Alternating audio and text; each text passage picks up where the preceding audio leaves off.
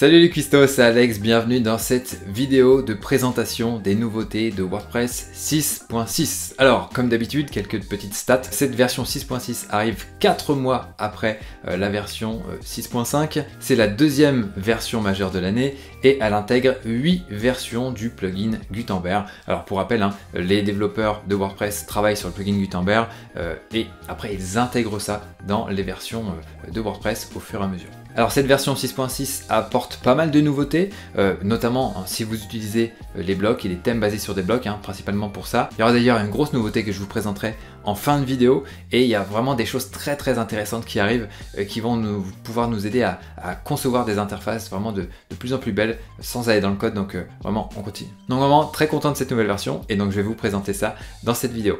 Avant de commencer, je tenais juste à vous faire un petit point sur quelques petites choses très rapidement. On a lancé les modèles WP Marmite Start si jamais vous avez envie de lancer un site WordPress sans vous casser la tête à faire de la configuration de partout et ne pas trop savoir où vous allez. Donc comme ça vous pouvez partir sur un de nos modèles, vous êtes lancé et vous concentrer sur votre projet, votre contenu, et comme ça, ça vous évite de vous casser la tête avec la technique. Deuxième chose, si jamais vous voulez vous former à WordPress, eh bien, il y a la formation WordPress de WP Chef. Vous trouverez toutes les informations en description. Et dernier point, vous pouvez nous rejoindre sur le Discord de WP Marmite pour pouvoir échanger, parler WordPress, parler création de site, parler projet. Donc voilà, c'est gratuit, vous pouvez vous inscrire et je vous mets aussi le lien en description. Donc sur ce, on va pouvoir attaquer maintenant avec les nouveautés de WordPress 6.6. C'est parti!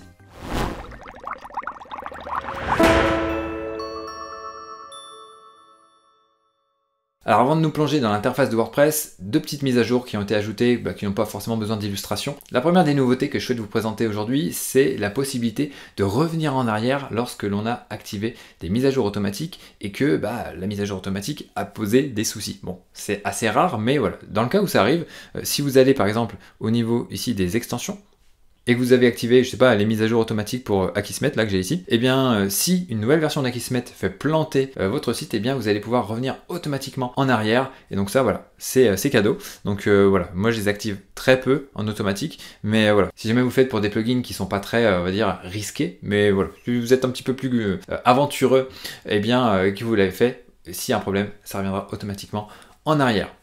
Autre chose aussi, c'est l'harmonisation de l'interface entre l'éditeur de site et l'éditeur de contenu. Au fil des versions, vous allez voir que ça va de plus en plus s'intégrer pour peut-être même arriver à une interface qui sera carrément comme ça pour tout WordPress. Donc affaire à suivre, mais là il y a des petites choses encore qui vont dans le bon sens pour harmoniser un petit peu les deux interfaces d'édition, que ce soit édition de site ou édition de contenu.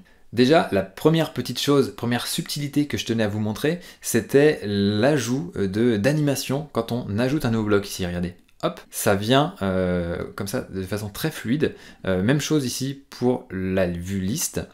Ça vient comme ça au lieu d'apparaître comme ça directement, comme c'était le cas pour les versions 6.5 et précédentes. À partir de la 6.6, on a des petites animations qui arrivent comme ça, très subtilement, pour présenter les choses de façon vraiment plus fluide. Donc ça, vraiment, bon point pour ça. Ça donne vraiment une superbe expérience de navigation et de manipulation des contenus au sein de l'éditeur. Voilà, alors maintenant on va se concentrer sur l'éditeur de contenu et puis après on passera à l'éditeur de site comme on le fait d'habitude. Donc là je vais aller ouvrir une page, j'avais une page d'exemple qui traînait ici, voilà, tac. La première chose, c'est l'ajout d'un nouveau bloc, le bloc grille. Alors à quoi ça sert exactement? Eh bien, je vais vous montrer tout simplement. Je vais ajouter ce bloc grille, tac, je vais mettre grille. Voilà, on a ça. Alors, qu'est-ce que ça signifie concrètement? Eh bien, ça va nous permettre de faire des mises en page vraiment très intéressantes sans avoir à se casser la tête avec des colonnes, essayer de faire des choses un petit peu alambiquées. Là, on va pouvoir vraiment jouer avec plein de choses. Donc là, si je mets, je sais pas, on va mettre des paragraphes un peu partout, je vais mettre n'importe quoi. Voilà, tac. Je rajoute un paragraphe, tac, encore une fois, là. Donc là, pour l'instant, vous allez me dire, bon, c'est tout simple, ça ressemble à des colonnes, ok. Mais là, ce qu'on va faire, c'est que je vais encore en rajouter. Tac, en appuyant sur Entrée, c'est mieux. Je vais en mettre 9. Voilà. Mais admettons que voilà, j'ai envie d'aller un petit peu dans mes réglages. Là, j'ai une mise en page automatique, mais je peux faire une mise en page manuelle. Et donc, si je veux, par exemple, 4 colonnes, paf, je peux les arranger comme ça. Ou si j'en veux que 2, je peux mettre ça. Ou je peux en avoir beaucoup plus, en fait. Je peux vraiment jouer sur le design. Donc là, je vais mettre, je sais pas, à 3. Et puis, peut-être que au niveau de cet élément de la grille, eh bien, j'ai envie que lui, en fait, il fasse pas une colonne et une ligne, mais j'ai envie que ça fasse peut-être 2 lignes et 2 colonnes. Donc voilà, en fait, là, tout mon contenu qui va être ici, pop, pop, pop.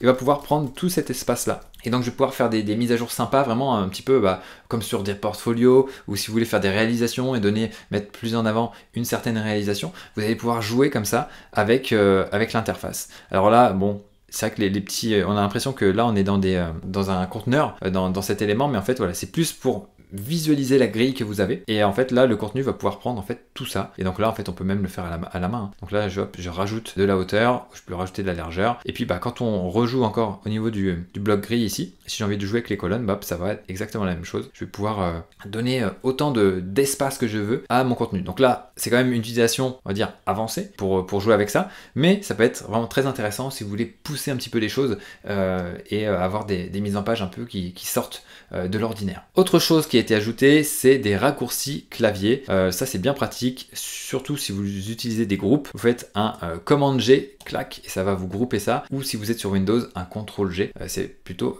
vraiment très intéressant. Au passage, j'en profite pour vous rappeler les principaux raccourcis à utiliser. Alors moi je suis sur Mac, mais j'ai commande Shift D pour dupliquer quelque chose. Donc là, commande Z après pour revenir en arrière. Et ensuite, si je veux ajouter quelque chose avant ou après, eh bien moi de mon côté sur Mac c'est commande option Y ou commande option T, ce qui permet d'ajouter avant ou après un bloc. De toute façon, vous le voyez ici, si vous faites un clic droit sur un bloc, eh bien vous faites voilà, ajouter après. Vous les avez ici, les raccourcis, si jamais vous voulez expérimenter avec et que vous voulez aller un petit peu plus vite dans votre travail. Autre chose qui a été ajoutée, qui n'est pas vraiment trop mise en avant, ce sont les marges négatives. Ça peut être aussi pratique quand on veut faire des mises en page un petit peu plus différentes, quand on a envie d'ajuster bien les choses.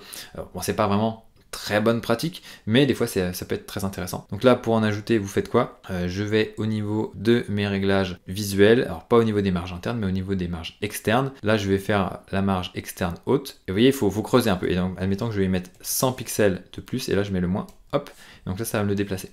Donc bien sûr, à utiliser avec parcimonie, intelligemment, pour que ça fasse des beaux effets, sinon ça risque de tout péter, tout simplement. Ensuite, au niveau du bloc liste, ça c'est vraiment quelque chose qui manquait. Alors attendez, je vais rajouter une liste ici. Tac, une liste. Pouf. Tac. Donc là je fais ma liste. Ok. Et admettons que je veuille faire une sous-liste. Il fallait que j'utilise ça et que j'aille cliquer ici. Maintenant j'appuie sur Tab. Hop, ça me la décale. Avant ça me sortait, avant ça me changeait de bloc, donc c'était pas très pratique. Mais hop, je peux faire autant de sous-listes que je souhaite. Tac. Et si je reviens en arrière avec un Shift Tab, et hop, je reviens dans un élément de liste supérieur. Donc très très pratique à ce niveau-là, ça va encore une fois fluidifier l'expérience au sein de l'éditeur de contenu. Ensuite, autre chose, c'est au niveau des compositions. Donc là, je vais ajouter une nouvelle composition. Tac, je clique ici, composition, et admettons que je vais y ajouter une composition de la catégorie à propos. Donc là, je vais choisir, je sais pas, celle-là. Hop, je reviens ici. Et donc dès que je vais sur la composition, j'ai un petit bouton ici qui s'appelle Shuffle. Donc là, en français, ça va peut-être s'appeler aléatoire ou donc composition aléatoire, qui va me permettre d'avoir une autre composition à afficher de la même catégorie. Donc là, j'étais dans à propos, je vous rappelle. Donc là, hop, je peux alterner à ce niveau-là. Tac. Et donc là, ça me parcourt un petit peu les compositions. Et donc ça peut m'inspirer ou voilà, m'aider à faire quelque chose d'un petit peu différent si jamais j'ai mal parcouru les compositions existantes. Donc voilà, si je clique sur ça, je pourrais alterner entre toutes ces compositions-là avec le bouton Shuffle qui sera certainement renommé aléatoire, enfin traduit par aléatoire ou quelque chose comme ça. Voilà, donc là on en a terminé avec les nouveautés de l'éditeur de contenu, on va passer à l'éditeur de site. Donc là ce qui va nous permettre de modifier l'apparence de notre design principalement. Donc là je vais dans l'éditeur, apparence éditeur, je ne vais pas sauvegarder parce que je fais pas mal de bêtises là-dedans. Alors c'est parti pour les nouveautés au sein de l'éditeur de site. La première chose que je veux vous montrer, c'est au niveau des pages et de la navigation qu'il y a entre les pages. Ici on a une nouvelle vue qui est disponible, qui est la vue liste. Auparavant on avait juste la vue tableau et la vue grille qui était très intéressante, mais la vue liste elle va beaucoup plus loin parce que tout simplement elle permet d'avoir un aperçu direct de la page sur la droite de l'écran, et donc en modifiant les pages ici, on a et donc en cliquant sur une des pages ici, on a le contenu associé à la page. Donc là c'est vraiment parfait pour avoir une visibilité accrue sur le contenu de nos pages et ce qu'on va pouvoir modifier. Et bien sûr après quand on clique ici, on peut modifier notre page. Après ici on a différents filtres pour les pages publiées, pages planifiées, pages brouillon, etc. Mais du coup à chaque fois vous pouvez jouer sur tous ces éléments là pour pouvoir visualiser correctement vos pages. Et tout ça, ça s'inscrit dans la phase 3 du projet Gutenberg qui vise à changer totalement l'administration de WordPress. Donc au fil des versions, vous allez voir que cette interface-là va prendre de plus en plus d'importance au sein de WordPress. Alors maintenant, allons directement dans le dur, là, au niveau des éléments de modèle. Donc là, par exemple, pour un en-tête, si je clique ici sur mon en-tête et que je regarde dans la barre latérale, et bien ici, je vais pouvoir modifier tout simplement l'en-tête que j'ai. Si je veux utiliser par exemple celui-là, hop, ça peut me le changer directement sous la partie ici apparence, la section apparence. Donc là, bon, je vais revenir en arrière parce que ça me plaisait bien ce que j'avais avant. Tac. Mais vous pouvez changer ça assez facilement. Et même chose pour le pied de page. Si ce pied de page là ne vous plaît pas, bah, pas de problème. Ça vous propose d'autres pieds de page ici. Tout simplement bah, les pieds de page qui sont disponibles. Hein. Et donc vous pouvez les modifier en un clic. Et ça, encore une fois, bah, c'est des petites choses qui arrivent ici et là pour pouvoir modifier les choses bah, très rapidement et avoir une meilleure expérience utilisateur. Une autre chose que j'apprécie particulièrement, c'est la possibilité à présent de pouvoir jouer au niveau de l'apparence ici. Donc là, on a des styles par défaut, on pouvait déjà modifier ça auparavant. Mais là, la nouvelle chose, c'est qu'on va pouvoir modifier directement des palettes de couleurs. Donc admettons que ce design-là vous plaise, mais que les couleurs ne vous plaisent pas, et ben, hop, vous allez pouvoir jouer sur les couleurs directement, mais à partir de ce modèle. Et ça va être la même chose pour les polices. Alors là, j'ai pas de choses en exemple pour le thème que j'utilise, le thème par défaut, mais vous allez pouvoir, admettons, si vous choisissez ce style-là, eh bien vous allez pouvoir jouer que sur les polices quand elles apparaîtront juste en dessous. Donc ça c'est vraiment très très pratique. Ça évite d'aller bidouiller manuellement les polices qui sont disponibles, comme on peut le faire ici à ce niveau-là. Donc là ça va vous permettre vraiment d'avoir encore plus la main et de modifier rapidement et d'avoir des designs totalement différents à partir d'un seul thème. Donc ça c'est vraiment top. Une autre chose qui a été ajoutée, c'est la possibilité de pouvoir créer des ombres personnalisées. Ça manquait vraiment, notamment quand j'ai conçu le site de WP Marmite Start, parce qu'on n'avait que des ombres par défaut et bah, ça ne me convenait pas par rapport au design que je voulais mettre en place. Et donc maintenant, avec la 6.6, on va pouvoir définir ses propres ombres. Donc là, on l'a créé ici, et là, on va pouvoir la définir en cliquant là, et donc là, on va pouvoir jouer sur les différents paramètres. Donc là, par exemple, si je veux quelque chose qui soit centré, au lieu qu'il y ait un débord sur un ou deux côtés, je peux jouer vraiment avec une marge très très sympa. Ici, je peux jouer sur la couleur. Hop, donc là j'ai une ombre assez subtile et bah voilà, ça me plaît bien, donc je vais la garder là. Je peux la renommer si je souhaite, ou la supprimer si jamais ça ne me convient plus. Et donc après je vais pouvoir l'utiliser directement dans mes designs, par exemple sur mes boutons, ou mettre sur des colonnes pour ajouter un effet de profondeur, donc ça peut être vraiment très intéressant. Autre chose qui a été ajoutée, c'est la possibilité d'avoir ces compositions d'afficher lorsqu'on a un thème classique, donc qui n'est pas basé sur des blocs. Donc là, ce que je vais faire, c'est que je vais changer de thème rapidement pour vous montrer ce que ça donne, parce que je sais qu'encore un certain nombre d'entre vous utilisent des thèmes qui ne sont pas basés sur des blocs. Donc je vais me mettre dans votre pot et je vais cliquer donc par exemple sur Astra. Et donc ensuite là, je vais aller dans Apparence, composition, et donc là je vais avoir mes compositions qui vont s'afficher. Donc là j'ai une citation que j'avais enregistrée tout à l'heure, et puis vous aurez toutes vos compositions, et donc on a une belle interface qui correspond à l'interface de WordPress, à la future interface de WordPress, qui arrive petit à petit à de multiples endroits, et donc là on va pouvoir visualiser ces compositions, les personnaliser et les réutiliser. Donc je vais revenir sur le thème 2024, tac, et je vais vous parler de la nouveauté qui me tenait vraiment le plus à cœur, c'est l'ajout des compositions partiellement synchronisées. Alors qu'est-ce que ça signifie ce bazar? Eh bien tout simplement, je vais vous montrer, ça vaudra mieux qu'une longue explication.